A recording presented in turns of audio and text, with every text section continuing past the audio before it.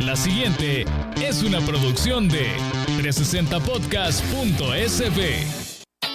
Diana Verónica y Tony, la entrevista, se sube todos los días a 360podcast.sb, el primer hub de podcast en El Salvador. O puedes volver a escucharla por Spotify, Google Podcast, Apple Podcast, Amazon Music o TuneIn. Dale clic a la campanita para que recibas la notificación. Este día, en el Corre de la Mañana, le damos la bienvenida a... Bueno, nuevamente la bienvenida a Lili Flamenco, quien me acompaña en la conducción en ausencia por vacaciones de Diana Verónica Ramos. Y bueno, quien es nuestro invitado es alguien, y se lo decía yo fuera del aire, Lili. Sí. Teníamos ganas de conversar con él. ratos. Hay tantos temas que abordar y sobre todo un tema que es tan importante como es el agua. Yo creo que es de lo más importante. Totalmente. Lo más importante. Es una necesidad básica, un Sí. derecho también, un recurso muy importante. Así es que nos acompaña esta mañana Jorge Castaneda, de la autoridad salvadoreña del agua. Y presidente, así es. Así es que La pues, ASA. hay bastantes preguntas. Ingeniero, está cipote, lo veo joven. ¿Cuántos años tiene 43. Jorge Antonio? Sí. 43 años. 43 años. Pues no, nos pasa. ¿Y cuánto tiempo ya al frente de esta que es una institución que nace en este quinquenio? Pues hemos tenido la bendición y el honor de estar al frente de la institución por cerca de 1 año 10 meses, que es lo que tiene de vida la Autoridad Salvadoreña del Agua, que nace a raíz de la aprobación de la Ley General de Recursos Hídricos, comúnmente conocida como la Ley del Agua. Una ley que por 15 años estuvo en debates estériles del pasado, que precisamente por intereses económicos nunca les convenía que se ordenara el recurso hídrico en el país, porque precisamente se lucraban de él, ¿no? Utilizando las aguas nacionales, que son un bien público, para lucrarse. Anteriormente, algunos no pagaban por el uso de un recurso que es de todos los salvadoreños. Entonces, no se valía que algunos estuvieran haciendo plata, lucrándose del agua, vendiendo el agua, y comunidades se quedaban sin este vital recurso. Estamos hablando del recurso hídrico, el agua como tal.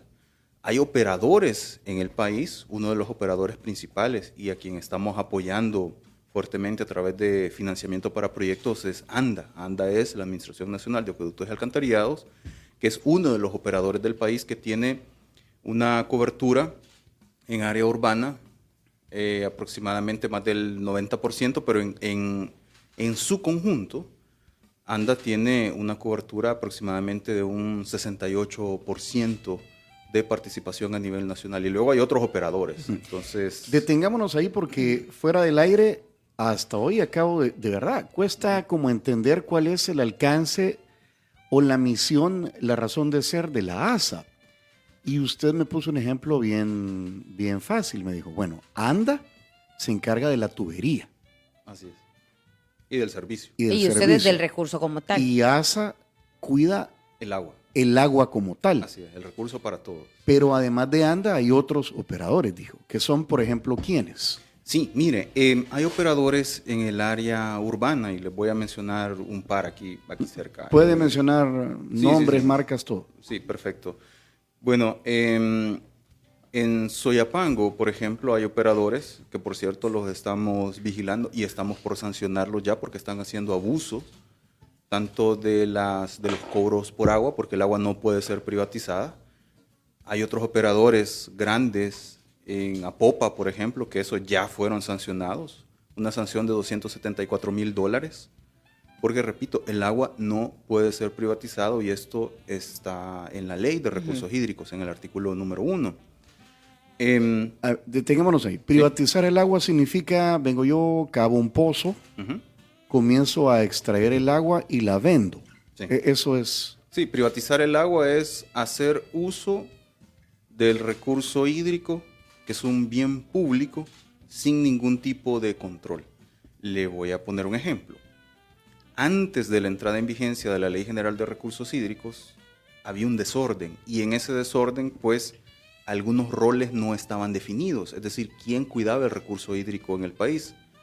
Ahí es donde se da la confusión de cuáles son las competencias de diferentes instituciones. Una vez se aprueba la Ley General de Recursos Hídricos, una ley que tiene 179 artículos y que voy a hablar del artículo número 1, que resume todo. En el artículo número 1 se reconoce el derecho humano al agua, se reconoce el derecho humano al saneamiento, como dos derechos separados. Y además se dice en el artículo número 1 que el agua no puede ser privatizada bajo ninguna circunstancia, o sea, está escrito. ¿Qué significa eso? Que nuestro propósito al nacer como autoridad del agua es proteger el recurso hídrico. Uh-huh. ¿Cómo lo hemos hecho? Por ejemplo, protegiendo las zonas de recarga acuífera. En este país, gracias a Dios, tenemos un aporte de recurso hídrico entre lluvia, aguas superficiales, aguas subterráneas. Escuchen bien este dato. Más de 21,000 millones de metros cúbicos al año que Diosito nos regala, gracias a Dios. Y de eso solo utilizamos el 13%. Entonces aquí hay escasez en medio de la abundancia. Es un asunto de que hay que cuidar el recurso, sí, y hay que mejorar la gestión. Y cuando hablamos de la gestión del recurso hídrico, hay que pensar, por ejemplo, en oferta y demanda. La oferta de agua, como repito, afortunadamente, es de 21,000 millones de metros cúbicos anuales. De esos, el 70% del agua se utiliza para fines de riego, por ejemplo, en agricultura. Otro porcentaje, en el segundo lugar, está uso del agua para abastecimiento, pero es mucho menos que el 70%. Y luego hay otros usos, turismo, generación de energía eléctrica, industria, comercio, etc. Entonces, nuestro propósito es que todos los usuarios tengan agua en la calidad que se requiere. Por eso es que protegemos áreas de recarga acuífera, como lo que hicimos en Cerro Negro, que fue la primera declaratoria en la historia de El Salvador de zona de protección de recarga acuífera. Es decir, con la buena cantidad de lluvia que cae en el país, que por cierto, estamos en el top 40 a nivel mundial de países que más llueve. Entonces, por lo tanto, ese recurso hay que aprovecharlo. Pero, ¿cuáles son nuestros filtros naturales? Son las montañas, son los bosques, y eso es lo que estamos protegiendo. De nada sirve, ¿sí? De nada sirve hacer acciones si no protegemos la fuente de agua. Pero ahí me llama la atención el tema de proteger este recurso, ¿verdad? Y también relacionándolo un poco con los procesos sancionatorios de los que hablaba. Sí. Porque entonces también sería de sancionar a ciertas empresas, no sé, dónde van a parar sus desechos, por ejemplo. Sí. El Acelguate es uno de los ríos que históricamente se conoce que iban a parar desechos de empresas de viviendas, sí, etcétera. Residuos. Exactamente. Entonces, ¿cómo es ese proceso entonces? Porque también es de protegerlo, ¿no? Claro, sí. Por eso es que llevamos más de 20 sancionados ya. Las multas más grandes que se han impuesto ya en firme son de $365,000 por contaminar ríos. Uh-huh. Aquí cerca, en la Quebrada de la Mascota, por ejemplo. Uh-huh.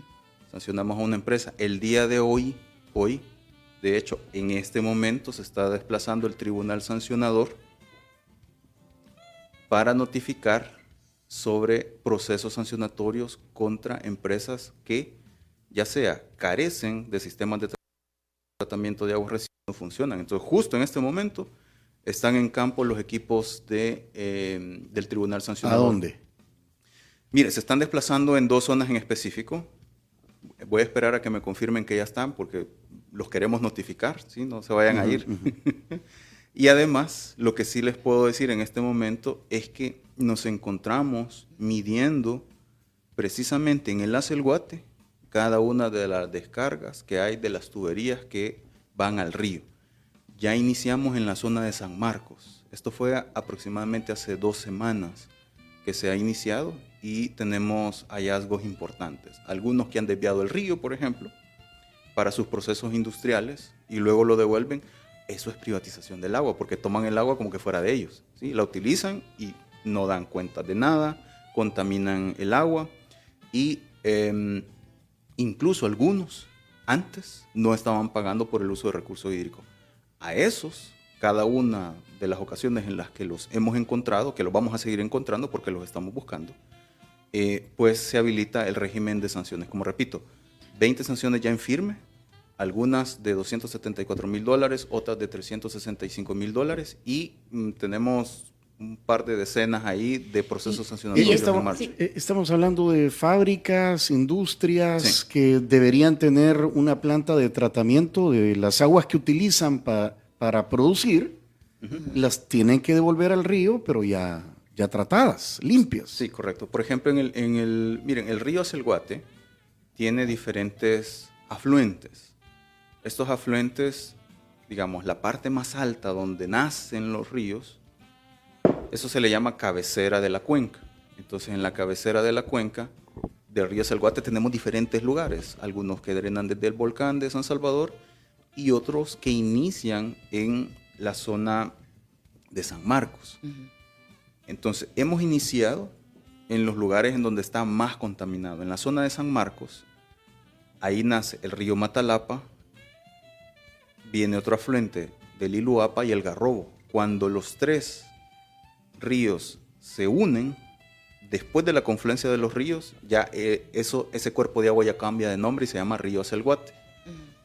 En este caso, es justo en la zona de San Jacinto que hace la confluencia los tres. El 80% de la carga contaminante del río Acelguate en ese punto proviene del río Matalapa. Y el río Matalapa drena todo lo de San Marcos. Por eso es que nosotros nos hemos enfocado en el lugar en donde hay más contaminación, porque ahí se va a golpear a aquellos que están contaminando. Por eso es que hemos ido, como repito, desde hace varias semanas, calladitos, ir a medir esos lugares. Barajémela más despacio. Sí. Dice que el Acelguate son 3 afluentes. Ese es uno de los lugares del Acelguate que tiene sus afluentes, que son varios afluentes. O sea, son varios que lo alimentan. que lo alimentan, correcto. ¿En qué ellos, momento se convierte en Acelguate? ¿En qué lugar? justo en la zona del exológico. Ahí confluyen Ajá. Matalapa, dijo. Iluapa Iluapa. y Garrobo. Ajá. Así es. Y entonces, la afluente más contaminada es Matalapa. Matalapa, sí, que drena, o sea, las aguas residuales del Matalapa provienen de San Marcos, del distrito de Entonces, San las Marcos. fábricas, industrias que están contaminando el Acelguate están en San Marcos. Algunas de ellas están en San Marcos. Recordemos que el río Acelguate, por la forma que tiene el río, voy a intentar ejemplificarlo aquí con mis manos, algunos drenan desde el volcán de San Salvador y a medida drenan hacia abajo, llega, por ejemplo, a la quebrada Buenos Aires, luego el Piro, sigue Arenal Montserrat y después Acelguate. Esto es uno de los brazos, digamos, que tiene. Otro de ellos viene Matalapa, Iluapa, Garrobo. Se unen y nuevamente se convierten en Acelguate. Pero así como esos, tenemos otras quebradas que drenan. Entonces, de todas las que están drenando, la mayor carga contaminante se concentra en dos afluentes. El que viene del lado sur, que es de la zona de San Marcos, donde está Matalapa, Iluapa y Garrobo, y la zona cerca de la quebrada del Piro. Entonces, nuestros equipos técnicos primero se han desplazado precisamente a esos sitios, porque habrán otros afluentes que tendrán cierta carga contaminante, pero no tan grande. tanta, no Correcto. tanta. No, y de hecho en el Piro también, por años se ha sabido ahí, para el invierno, las emergencias ahí se dan con mayor frecuencia también. Ahora bien, este proyecto, hay un proyecto para rescatar el río, ¿no? Bueno, todos los ríos del país. Pero en principal, el Acelguate, por todo lo que nos ha explicado también. Entonces, estas sanciones funcionan así, bueno, le ponen ponen las sanciones. Luego habrá un control o algo para que ya no permitan que vuelvan a hacer este mismo funcionamiento. Sí, mire, aquí sacar dos aspectos. El primero es que el dinero de las multas por contaminar el río. Pero además de esto, es muy importante el monitoreo. Y para el monitoreo se utiliza, por ejemplo, equipos multiparamétricos que miden inmediatamente las ciertas condiciones de algunos parámetros en el río. Además de esto, tenemos inductores magnéticos, electromagnéticos, que esto permite determinar la cantidad de agua que está pasando en el río. Y muy importante es los equipos que tenemos, por ejemplo, tenemos unos drones con unas cámaras especiales Solo las cámaras valen como $5,000. Son unos drones con cámaras multiespectrales que nos permiten detectar cosas que, digamos, el ojo humano no puede detectar. Y además, lo más importante es la participación de la ciudadanía a través de las denuncias. Así que agradecemos que estén denunciando, los instamos a que sigan denunciando y hemos lanzado un programa de voluntariado que se llama Guardianes del Agua. Ujú. Así es. El río Acelguate, ya vamos a hablar del Lempa como tal. Sí. ¿Quién lo contamina más? ¿La industria, las fábricas o la gente? Mire, se hizo una evaluación preliminar y si todas las fábricas cumplieran con los parámetros requeridos para descarga a cuerpo receptor, solo ahí limpiamos más del 70%. Ujú. El otro 30% es a través de contaminación, digamos, de aguas ordinarias. Las aguas ordinarias son las que van de los baños de las casas de las personas. Es que aquí dice Guillermo Monterrosa, voy a leer textualmente lo que él dice. Él hace aquí una afirmación y usted nos dice si es correcto o no. Dice, la inmensa mayoría de las colonias de San Salvador, el Gran San Salvador, arrojan sus aguas residuales al Acelguate. De esa parte tiene absoluta responsabilidad ANDA. ¿Qué ha pasado en 5 años? Pregunta. Es entre pregunta y afirmación. Sí, mire, en el caso del trabajo que está haciendo ANDA, lo que le podría destacar es que nosotros lo estamos apoyando con financiamiento para proyectos. ANDA es un operador muy importante en el país, de hecho el operador público, y por tanto se requiere todo el apoyo de todas las instituciones del Estado. Gracias a ese apoyo, pues el día de ayer, por ejemplo, estuvieron inaugurando un proyecto financiado por la Autoridad del Agua y vamos con otros proyectos. En el tema de saneamiento, es importante primero el cumplimiento, como repito, de todas las industrias, que son las que tienen la mayor carga contaminante, porque las aguas que se generan desde la industria se llaman aguas especiales. Es decir, desde una casa, por ejemplo, van bacterias coliformes, ¿sí? Eso es un tratamiento biológico que se puede hacer para limpiar el agua, pero de la industria tenemos pinturas, tenemos, por ejemplo, algunos materiales pesados, metales pesados, algunos elementos que son cancerígenos. Entonces, nuestro propósito es, utilizando como la regla de Pareto, es decir, 80-20, dónde se debe atacar para generar un impacto positivo inmediatamente. Y por ejemplo, ahora que ya existe esta Ley General de Recursos Hídricos, ¿verdad? Y justo un poco con lo que decía Tony también, es que el problema del agua ha sido, por años, ha sido un problema vigente, ¿verdad? Hay muchas quejas también en las familias de que me llega la factura, pero no tengo agua. Les toca estar pagando, con suerte, algunos barriles o depósitos que llegan, ¿verdad? Y pregunto esto porque, Pipas. por ejemplo, las pipas, porque, por ejemplo, hace unos días había una noticia del Centro Escolar Cantón Agua Santa, ubicado en el distrito de San Antonio del Monte, esto es en Sonsonate. Ellos tienen 9 meses sin agua. Entonces, y ya que ahora hay una ley general y que pues, ya que usted lo decía también, es un derecho el agua, etcétera, ¿qué se hace en estos casos? Antes la queja era para ANDA siempre, pero ahora... Mire, en el caso de aquí hablamos de los operadores de agua. Voy a hablar específicamente de lo que sucede en esa cuenca. Esa es la cuenca del Río Grande de Sonsonate. La cuenca del Río Grande de Sonsonate, menciono las cuencas porque son las unidades en donde cualquier cosa que sucede en la parte alta, media o baja impacta en toda la cuenca, ¿sí? En ese caso, en la zona alta, en la parte de recarga, que es la cordillera Apanequila-Matepec, hay abundante cantidad de agua. Eso es en el municipio de Sonsonate Norte. Y desde ahí se abastecen muchas comunidades a través de operadores privados, juntas de agua, por ejemplo, que llevan agua hasta San Antonio del Monte. Entonces, ahí hay un tema de gestión del recurso. No es que falte agua en la zona, sino que la gestión la han hecho pésimamente mal. ¿Y quién ha hecho la gestión? En este caso, como repito, hay operadores que son privados. O sea, algunos se han organizado a través de asociaciones de desarrollo comunal o juntas de agua y de alguna manera han intentado suplir ese proveedor de servicios. Pero esto es una escuela. Ahí es que hay una nebulosa para mí. O sea, está ANDA y están todas estas organizaciones. Sí, como 2.500 son. Juntas de agua, asociaciones de desarrollo comunal. Son las ADESCOS, ¿no? Sí, las ADESCOS. Las ADESCOS. Alcaldías también. Vaya, entonces, todo o sea, donde eso- ha habido una necesidad, se han organizado y han, como usted dice, gestionado. Pero no siempre esa gestión es efectiva, es Transparente. transparente. Ujú. Y a mí me llamó la atención que, por ejemplo, esta es una escuela pública. Entonces, Pues sí, ellos han visto la manera de hacer llegar el agua a donde lo han necesitado, pero ahí hay un mundo Correcto. ¿Ven por qué no querían raro.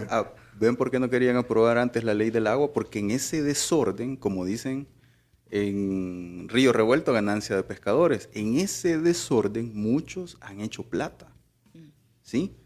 Vendiendo el agua.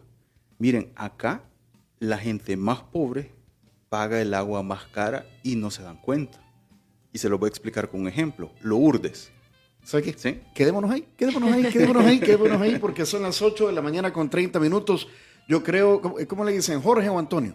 Jorge.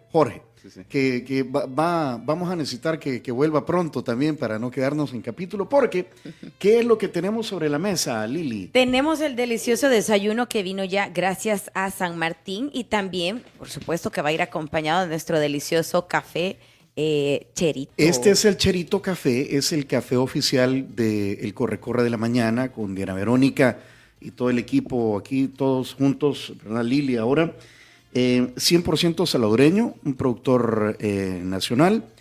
Él exporta a países como Singapur y, bueno, lo manda el café, pero los buenos lotes los deja aquí Muy también. Y entonces de ahí sale el Cherito, ¿verdad? Que le hacemos Así entrega. es, le hacemos la entrega a su variedad de grano es San Pancho Black Honey de la finca Black Honey de la finca Las Veraneras o Pacas semilavado de la finca La Palma. Y lo puede contactar a Cherito Café en sus redes sociales, Instagram y Twitter como @cheritocafe.sb. Le hacemos la entrega Eso oficial. es para que se lo lleve y lo muchísimas disfrute gracias. ahí en la oficina o en casa. Excelente. Jorge. Y bueno, esto decíamos, San Martín ya está sobre nuestra mesa. San Martín, ¿qué tiene para este mes de la madre? Vaya, por ejemplo, Por ejemplo, San Martín el market. siempre, y también pues siempre llena de felicidad por el lanzamiento de una de sus temporadas más especiales del año, inspirada siempre en cada una de las mujeres y en el rol tan importante que cumplen como madres, hijas, hermanas y abuelitas. Así es que pues ahí está San Martín siempre con su variedad en su alacena de salsas, de vinos, espumantes, entre otras opciones ideales para disfrutar donde usted desee.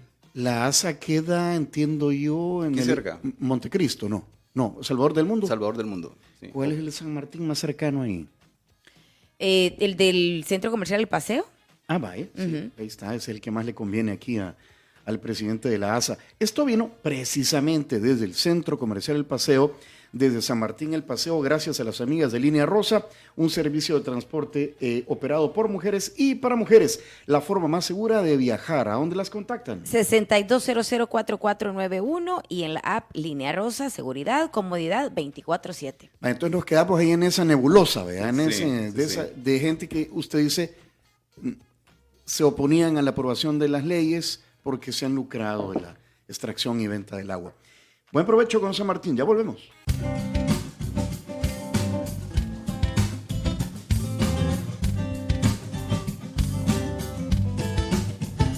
No, hombre, nos vamos a quedar cortos aquí con el ingeniero Jorge Antonio Castaneda, presidente de la Autoridad Salobreña del Agua, el ASA o la ASA. Y quedó pendiente, yo le hacía la pregunta, vaya, ¿por qué pasó tanto año la tal ley en discusión y nunca caminaba? La respuesta es por intereses, me imagino. Intereses económicos. Económicos. Entonces, ¿quiénes eran los que detenían y ahora están siendo regulados en esa nebulosa que no es ANDA, que no es la ASA, que se han lucrado de la extracción y venta de agua durante tantos años y que ahora pues ya están regulados? Sí, vean, aquí mencionaba anteriormente de que los más pobres pagan el agua más cara. Y este aprovechamiento o abuso que ha habido ha sido en diferentes niveles. Les voy a contar una pequeña historia. Una señora en Cabañas, pues en su terreno había un manantial. Hay un manantial. Resulta que la señora le dice a 10 familias, bueno, como están usando agua del manantial, que el agua es un bien público, no le pertenece a nadie. O sea, aunque esté el manantial en el terreno de alguien, el agua no le pertenece. Y ahí es donde se lucran. Y pongo este ejemplo concreto. Y luego voy a hablar de los ejemplos de las grandes empresas. Entonces la señora lo que hacía es que a estas 10 familias que habían puesto una tubería desde el manantial, porque le habían hecho una pequeña pila al manantial, les exigió que firmaran un contrato y que tenían que pagar $1,000 por el derecho de agua. Afortunadamente, las personas afectadas denunciaron, la denuncia nos llegó a nosotros, yo personalmente atendí la denuncia, fue un fin de semana, fue un día sábado, y la señora les había dado de plazo, bien lo recuerdo por la fecha, porque ella quería que su día de Reyes, que era el 6 de enero, que fue el 6 de enero de este año, pues lo que quería era que recibir ese día $10,000, de 10 familias a $1,000 cada familia. El derecho, y después les iba a cobrar el servicio, o mensual. Les estaba cobrando por algo que es un bien público, que es un derecho de la gente que está en el artículo número 1 de la ley, que es derecho humano al agua. Entonces, imagínense, una señora abusando de gente también pobre, pero les había dicho, bueno, si no me pagan los $1,000, yo les voy a cortar las tuberías, porque ella pensaba que el agua le pertenecía a ella. Llegó el equipo de la comisaría del agua, nuestro, y intervino, y afortunadamente las personas siguen con el acceso a agua porque es un derecho humano. Y dado de que en esa zona, en Cabañas, no hay un proveedor de servicios, sino que las familias se abastecen directamente de la madre tierra. En este caso, como hay un reconocimiento del derecho humano al agua, no deben pagar por el agua, ni deben solicitar permiso, porque es agua para vivir. Si es agua para vivir, no debe pagar, no se le paga a nadie. No, a nadie. Si es agua para agricultura. Si es agua para agricultura, aquí voy a explicar dos conceptos, ¿sí? El derecho humano al agua y qué significa el derecho humano al agua. En la ley se reconoce algo que es uso doméstico del agua. ¿Qué es el uso doméstico del agua? Si no hay un proveedor de servicio, es decir, nadie le suministra el servicio de agua porque nadie lo lleva a través de una tubería, sino que la gente se tiene que, como decimos, rebuscar y no hay otra opción, y se están abasteciendo ya sea de un río, de un manantial, de un pozo artesanal, de una laguna, si es así, y el agua la utilizan las personas para preparar los alimentos, para beber, para bañarse, para regar sus plantitas, y si tienen algunos animalitos o una vaca, por ejemplo, y es para que el ganado, por ejemplo, beba, estoy hablando de una familia, que el agua lo utiliza para sus usos domésticos. Pues el uso doméstico como tal, en la ley de recursos hídricos, se reconoce como un derecho a vivir, derecho humano al agua, y por tanto no requiere ni pedirle permiso a nadie, ni se requiere pagar, porque no tiene sentido que estas familias que están muy lejanas y que se abastecen, por ejemplo, de un afloramiento en ladera, nosotros les estemos complicando la vida pidiéndoles papeles, ¿verdad? ¿Y cuándo es que se necesitan permisos? Porque también Correcto. entiendo que ya hay tarifas para ciertos trámites que ustedes tienen. Sí, les voy a explicar esa parte. Ahora, cuando alguien utiliza el agua para fines lucrativos, es decir, utiliza el agua para, por ejemplo, un restaurante, utiliza el agua para un Airbnb, utiliza agua para regar grandes extensiones, ¿sí? Utiliza el agua para procesos industriales, en un hotel, por ejemplo. Ahí hay un uso lucrativo del agua, ¿sí? Porque la gente cuando llegan y pide su vaso de agua no se la regalan. Le están cobrando y le están cobrando lucrándose del agua. En ese caso hay un canon por uso de agua que antes no existía.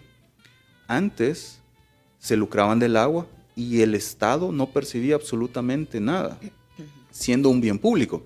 En este caso hay un canon por uso de agua que en función del uso va, por ejemplo, hasta un tope de 35 centavos por metro cúbico. Eso es lo máximo que pagan. Y con ese dinero se han construido proyectos, ¿sí? Como por ejemplo, se ha construido una escuela azul. Le llamamos la escuela azul de cariño. Es una escuela que además de tener un diseño bioclimático está construida en la zona costera del país. En esa escuela se aprovecha el 100% del agua lluvia. Todo el agua lluvia va hacia los inodoros. Los inodoros son ecológicos, utilizan 1/5 parte del volumen de agua que utilizan los servicios tradicionales y además no sale una gota de agua residual. Esa agua residual se transforma en gas y en biofertilizante. Las aguas grises, por ejemplo, las que van de los lavamanos, las que van de las duchas en la escuela, van hacia un biojardín donde se transforma esa agua en agua con una calidad ya necesaria para riego. Y además a los niños les construimos un invernadero. Así que en esa escuela se aprovecha el 100% de las aguas. Si hay un excedente de agua, que en este caso, porque llueve mucho en la zona, se ha construido un estanque de laminación que genera un ecosistema, se ve hermoso al paisaje y evita que existan inundaciones locales. Se ha construido también una estación, en este caso una estación meteorológica, porque es importante tomar decisiones basadas en evidencia, y termino diciendo de que tiene sensores de humedad del suelo, sistema de riego automatizado y lo más importante, los niños ahí pasaron de tener solamente un par de horas al día agua de mala calidad con arsénico, que el arsénico es cancerígeno. Ahora la escuela tiene tanta agua porque le pusimos un sistema de ósmosis inversa y además se financió la construcción de una planta desaladora de agua. Esa planta la construyó ANDA con fondos de la Autoridad Salvadoreña del Agua. Hay tanta agua ahora en la escuela que se han construido cantareras afuera para que la gente llegue a tomar agua de buena calidad, agua osmotizada. Y todo esto, presidente, ha sido también, ahora que entró ya hace ratitos, pues un par de meses, esta Ley General de Recursos Hídricos. Sí. Es decir, por lo que escucho, ha disminuido el problema del desabastecimiento. Y yo le pregunto esto porque no sé si ustedes tienen ya datos, han medido si de verdad el problema se está solucionando, el problema del agua, porque muchas familias siguen con las quejas. Mire, aquí hay que distinguir lo siguiente. Ha habido mucho avance en temas de gestión del líquido y por otro lado se requiere que los avances continúen de los proveedores del servicio, porque en muchas ocasiones se asocia de que en el chorro de alguien no cae agua y por tanto no hay agua. El líquido está ahí. Ahora lo que se tiene que mejorar es las condiciones del servicio y para ello ya se está avanzando significativamente. Uno de los principales operadores de agua del país pues ya ha suscrito préstamos y van a hacer una gran inversión en infraestructura. Ahora, hay que apoyar también a los otros operadores que le proveen servicios esenciales a más de 2 millones de personas en el país. Y aquí estamos hablando de los de Lourdes, los de Soyapango, los operadores que están en Apopa, por ejemplo, más todas las juntas de agua y las asociaciones de desarrollo comunal, que ahí hay una diversidad. Hay gente que lo hace muy bien, hay gente que se ha lucrado de eso y por eso estamos ordenando y castigando a aquellos que se han lucrado del recurso hídrico, castigando a los que contaminan. El mensaje para los que contaminan ha sido muy claro por nuestra parte, que es que los vamos a buscar, los vamos a encontrar, los vamos a sancionar, vamos a hacer que limpien el desastre que tienen y el dinero de las multas servirá para proyectos de saneamiento. Proyectos también del canon por uso de agua, donde antes las grandes empresas no pagaban por uso de agua y por eso es que pues, por intereses económicos no se aprueba la ley. Y termino contando una pequeña historia. Esto creo que fue alrededor del año... fue por el año 2017-18 por ahí. Vean, hubo una propuesta muy polémica de ley de recursos hídricos promovida por el Partido Arena. De hecho, se aprobaron algunos artículos en la comisión en aquel momento de esa vieja asamblea, artículos que estaba establecido que algunos de los cupos que estarían en la junta directiva de la Autoridad Salvadoreña del Agua, donde se toman decisiones de a quién se le cobra, cuánto se le cobra, pues ahí querían, de los 5 puestos, ellos querían 3 puestos. Y se atrevieron en la Comisión de Medio Ambiente y Cambio Climático de esa vieja Asamblea Legislativa, se atrevieron a aprobar los artículos en la comisión. Cuando la población se enteró, salió una marcha desde la Universidad de El Salvador, llegaron a la Asamblea Legislativa, eso lo pueden ver en la hemeroteca. Hubo gases lacrimógenos, forcejeos, uno de los portones lo tiraron, y fue tanta la presión social que Arena se tuvo que retractar de eso que había propuesto. Entonces, claro, querían estar como juez y parte. Por eso es que nunca habían querido aprobar la ley de recursos hídricos, y el Frente, por ejemplo, a pesar de que tuvo en su momento correlación para hacerlo, tampoco lo hizo, precisamente por cuidar sus intereses económicos. Entonces pasaron 15 años de debates estériles, y este gobierno ha demostrado, y el presidente Bukele ha demostrado, que es de palabra. Él prometió, eso fue en la UCA, ¿sí? Porque lo estaban atacando, lo estaban criticando los académicos, y entonces el presidente vio a la Cámara y dijo, se va a aprobar una ley del agua y se va a evitar la privatización. Por eso es que quedó escrito en el artículo número 1 de la ley. Jorge, nos quedan escasos 5 minutos de entrevista. Entiendo que se declaró ya la primera zona de protección acuífera en Cerro Negro, Chalatenango, ya más o menos lo mencionó. Le comentaba también en la pausa que, no sé, por cosas que uno sabe, me da la impresión que quienes son buxos en el tema de reservorios de agua, pero para grandes poblaciones, son los israelíes. Usted me lo decía así, es así, mucha tecnología viene a Israel. Y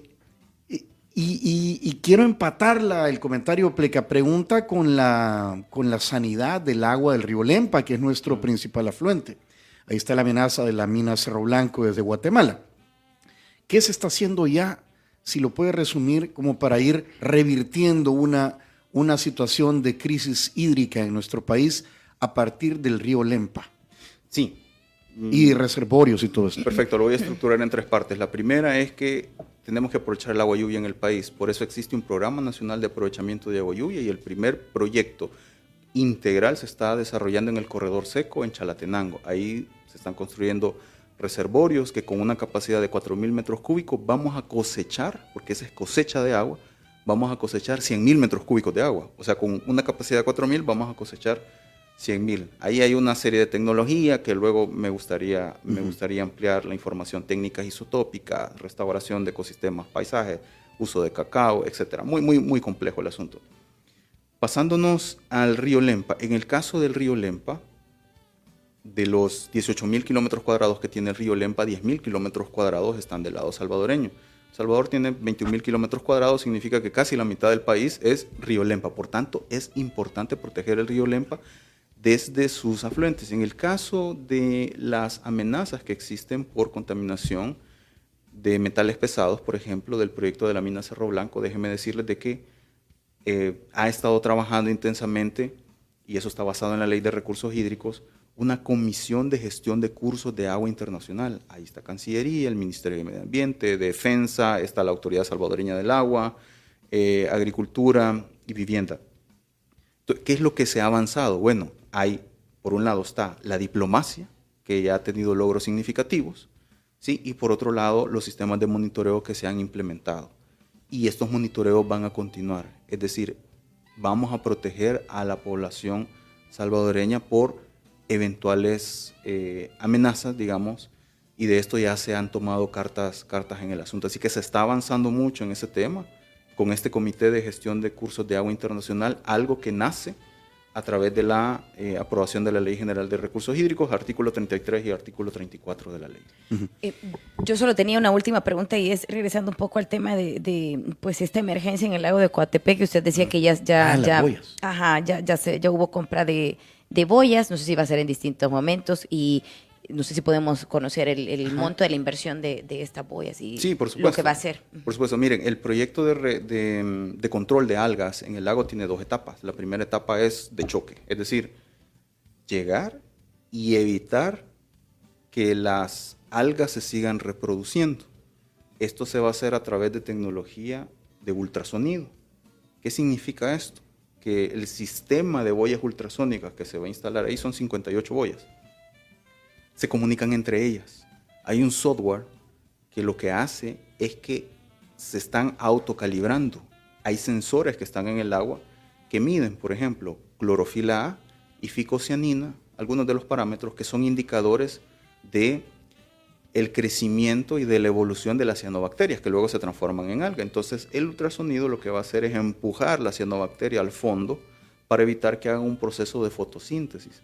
En los monitoreos que hemos estado realizando en conjunto con otras instituciones del Estado, que déjenme decirles, al día de hoy se han realizado más de 1000 actividades en conjunto, el Ministerio de Agricultura y Ganadería, Ministerio de Medio Ambiente, ANDA, centros penales, Ministerio de Salud, por supuesto la Autoridad Salvadoreña del Agua, más de 1000 acciones concretas en la zona del lago que incluyen, por ejemplo, sanciones. Ya hemos sancionado a varios de los que están ahí. Las sanciones van a continuar esta semana.